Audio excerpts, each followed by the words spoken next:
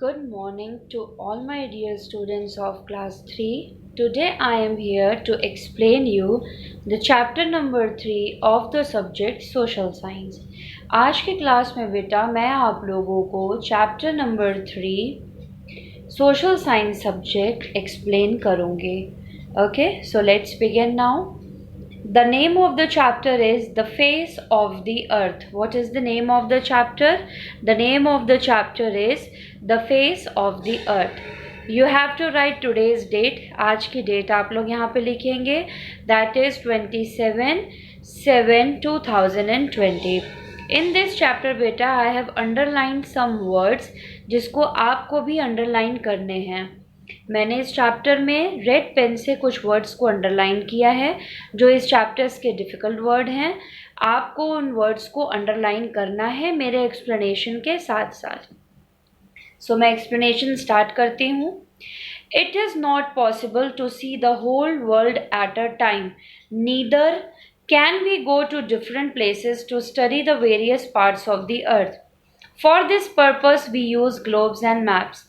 ये कह रहा है कि ये पॉसिबल नहीं है कि हम एक साथ पूरे वर्ल्ड के बारे में एक बार जान जाएं या एक बार में पूरे वर्ल्ड को देख लें.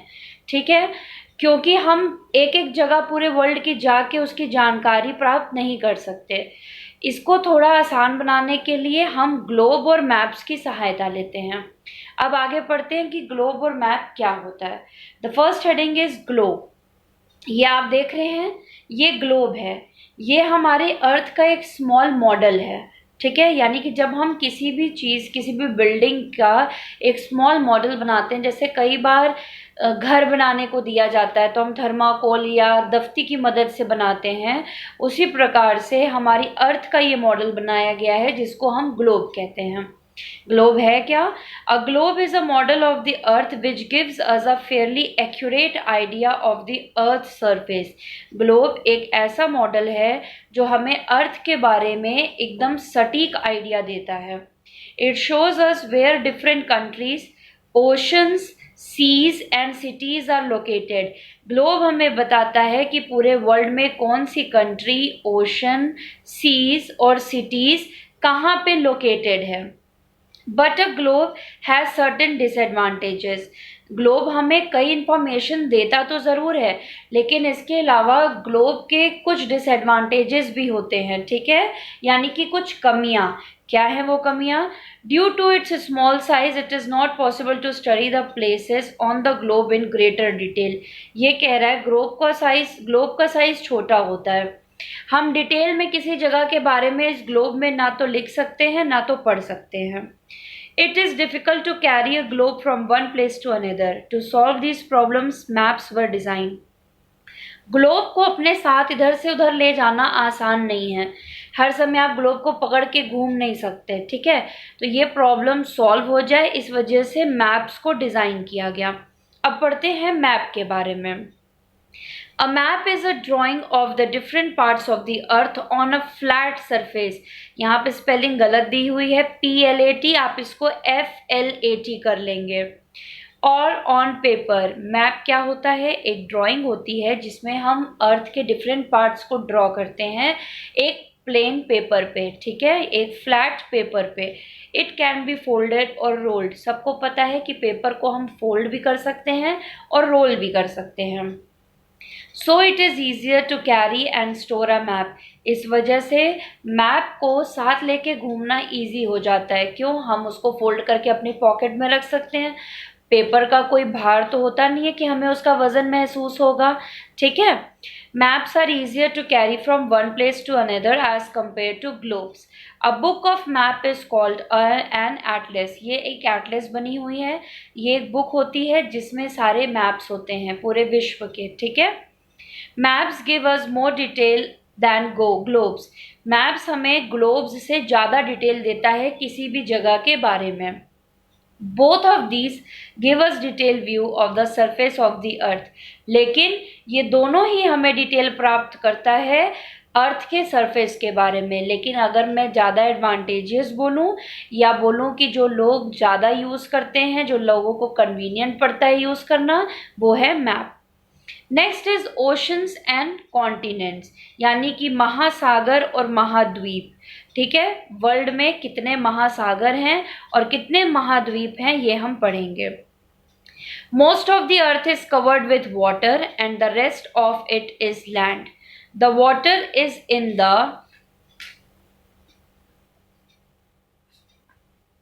The water is in the form of oceans, rivers, lakes and groundwater. हमारे वर्ल्ड में पानी किस किस फॉर्म में है? समुद्र के फॉर्म में, नदियों के फॉर्म में, लेक्स के फॉर्म में और ग्राउंड वाटर, यानी कि जमीन के अंदर जो पानी होता है, जो बोरिंग लग के भी निकलता है, हैंड पंप से निकलता है।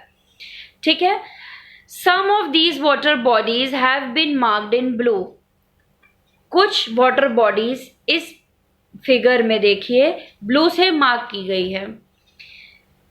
On the map given alongside, in between these we can see the land areas. ये कह रहा है जो ब्लू कलर से मार्क्ड है ये वाटर बॉडीज है, और बीच बीच में जो दे रहा है वो लैंड एरियाज है, यानी कि हमारे विश्व में, हमारे अर्थ में जो वाटर बॉडीज हैं, यानी कि जो महासागर हैं, वो यहाँ पे ब्लू कलर से मार्क्ड हैं, और बाकी जो कलरफुल दिख रहा है ये वो एरिया है जहाँ पे जमीन है, यानी कि लैंड है, यानी कि महाद्वीप। ठीक है, अब मैं बताती हूँ ओशंस के बारे में। ओशंस यानी महासागर।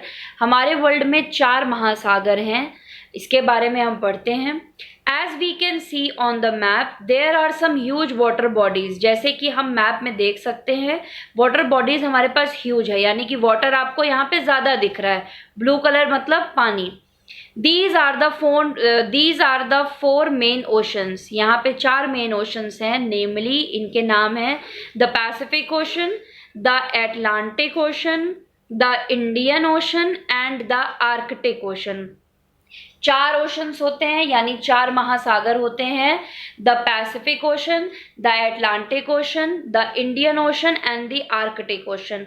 The Pacific is the largest ocean. Pacific ocean जो है वो लार्जेस्ट ओशन है। ठीक है, other than the oceans the map also show us land masses called continents. Map में हमें ओशंस के अलावा लैंड मासेस, यानी कि जहाँ पे जमीन है, वो एरिया भी दिख रहे हैं जिन्हें हम कॉन्टिनेंट्स कहते हैं।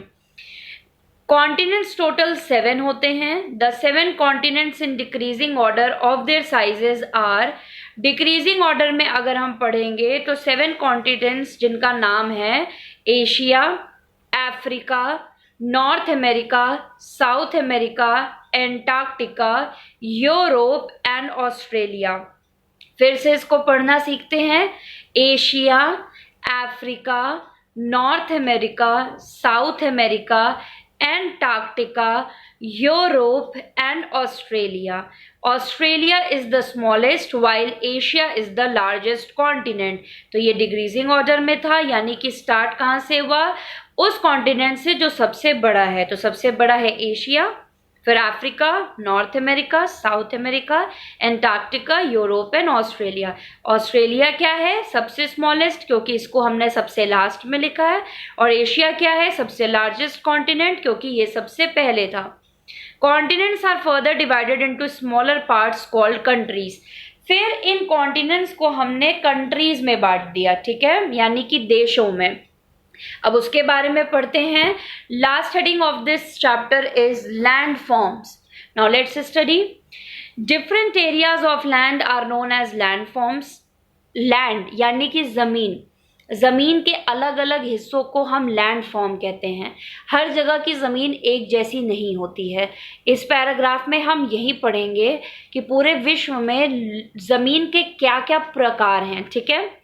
The main land forms are mountains, hills, valleys, deserts, plains and plateaus. ये कह रहा है कुछ ज़मीनें ऐसी हैं जहाँ पे पहाड़ हैं, कुछ ज़मीनें ऐसी हैं जहाँ वैलीज हैं, हिल्स है, कहीं रेगिस्तान है, कहीं प्लेन लैंड है और कहीं पे प्लेटोज हैं। अब पढ़ते हैं ये होता क्या है।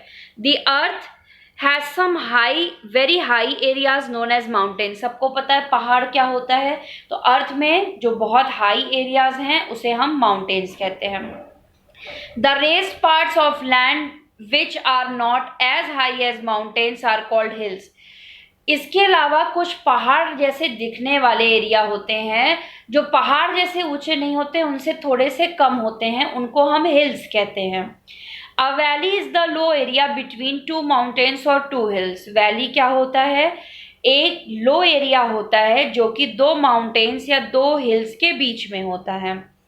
Large areas of almost flat land are called plains. Plains वो एरिया है जो लार्ज एरिया होता है फ्लैट लैंड का, यानी कि जिस लैंड में इस समय हम लोग रह रहे हैं, हमारे आसपास पहाड़ नहीं नजर आते, ना हम दो पहाड़ और हिल के बीच में हैं, हम जहाँ रह रहे हैं ये एक प्लेन एरिया है जिसे हम कहते हैं प्लेन्स।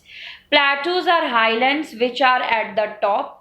ड्राई एरियाज, अच्छा प्लेटूज क्या होता है? हाईलैंड्स, ऊपर जाके फ्लैट एरिया होता है, ठीक है, उसको कहते हैं plateaus. Dry areas of land which receive very little rainfall are known as desert. Desert मतलब रेगिस्तान, वो एरिया जहाँ सूखा बहुत पड़ता है और जहाँ बारिश बहुत कम होती है उसे डेजर्ट कहते हैं। Such areas have very few plants. Desert area में प्लांट्स नहीं उग सकते, सिर्फ कैक्टस जैसे पौधे उड़ सकते हैं, सिर्फ कैक्टस जैसे पौधे उग सकते हैं क्योंकि उन्हें पानी नहीं चाहिए होता, बहुत कम पानी चाहिए होता है, ठीक है, और डेजर्ट में बारिश नहीं होती है। तो अब हम इसकी एक्सरसाइज करते हैं इस चैप्टर की। Come to page number 17, exercise number B. A globe can be rotated on its. What the question says, choose and tick the correct option. यहाँ पे कुछ questions हैं, उसके 3 options हैं, हमें सही option पे click करना है, यानी कि टिक करना है। A globe can be rotated on its. globe को हम कैसे rotate कर सकते हैं? poles पे, axis पे या center पे? Answer is center. So kindly tick center. Number 2, a book of maps is called and dash. अभी हमने पढ़ा था कि बुक ऑफ मैप को हम क्या कहते हैं? Atlas. So kindly tick atlas. Number 3, large areas of almost flat land are called. ये अभी मैंने बताया, लार्ज एरिया जहाँ पे फ्लैट लैंड होता है, जिसमें हम भी रह रहे हैं, उन्हें क्या बोलते हैं? उन्हें कहते हैं प्लेन्स। तो tick plains. Come to next page, page number 18, fill in the blanks.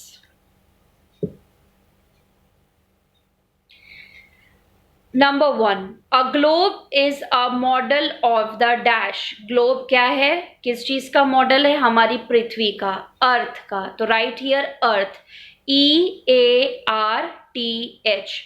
Number 2, dash gives us more details than globes. क्या चीज हमें ग्लोब से ज्यादा डिटेल प्राप्त करती है, देती है? Answer is maps, MAPS, maps. Number 3, the Pacific is the largest dash. Pacific क्या है? हमने पढ़ा अभी, पैसिफिक इज अ ओशन। तो answer is ocean, OCEAN, ocean. Number 4, a dash is the low area between two mountains और to hills. वो area जो दो माउंटेन और दो हिल्स के बीच में होता है उसे हम वैली कहते हैं। So answer is valley, VALLEY, VALLEY। Number 5, deserts have very few dash. Desert में क्या बहुत कम होते हैं? Plants, PLANTS, plants. Exercise number B, match the following. Match करते हैं, हम लाइंस नहीं खींचेंगे, हम नंबर्स लिखेंगे। Number 1 is globe. ग्लोब क्या है? Globe is a model of the earth. तो model of the earth C number पे है। C नंबर के जस्ट पहले हम लिखेंगे नंबर 1, यानी कि ग्लोब का नंबर। ऐसे ही मैच द फॉलोइंग आपको अब से करनी है, लाइंस नहीं खींचनी है, और नंबरिंग हमेशा हम यहाँ पे करते हैं, ठीक है, इधर नहीं करते हैं। Next is Atlas. एटलस क्या है? Atlas is a collection of maps, यानी कि जिसमें कलेक्शन ऑफ मैप्स, एक बुक होती है, ठीक है, एक बुक जिसमें क्या है? Collection of maps. तो नंबर 2 लिखिए A के आगे। ओशंस। ओशंस क्या है? वेरी लार्ज वाटर बॉडीज, यानी कि महासागर, बहुत बड़े वाटर बॉडीज। नंबर 3 लिखेंगे E के पहले। कॉन्टिनेंट्स 7 इन नंबर, 7 होते हैं, हमने पढ़ा already. Asia, Africa, south America, north America, Antarctica, Europe and Australia, ठीक है। तो ये क्या है 7 इन नंबर, तो हम लिखेंगे 4 बी के आगे। Number 5 is mountain. माउंटेन क्या होते हैं? वेरी हाई एरियाज, बहुत ऊंचे एरियाज। नंबरिंग को रिवाइज करेंगे 2 4 1 5 3। इस चैप्टर के क्वेश्चन आंसर्स बेटा आज आप लोगों को होमवर्क सेक्शन में मिल जाएंगे, आप लोग अपनी कॉपी में कंप्लीट कर लीजिएगा। चैप्टर नंबर 3 डाल के, चैप्टर नेम डाल के, और ऊपर लिख दीजिएगा यूनिट 2। आपका यूनिट 2 है, चैप्टर 3 आपका यूनिट 2 से स्टार्टिंग है, ठीक है। So that's all for the today's class. Thank you very much.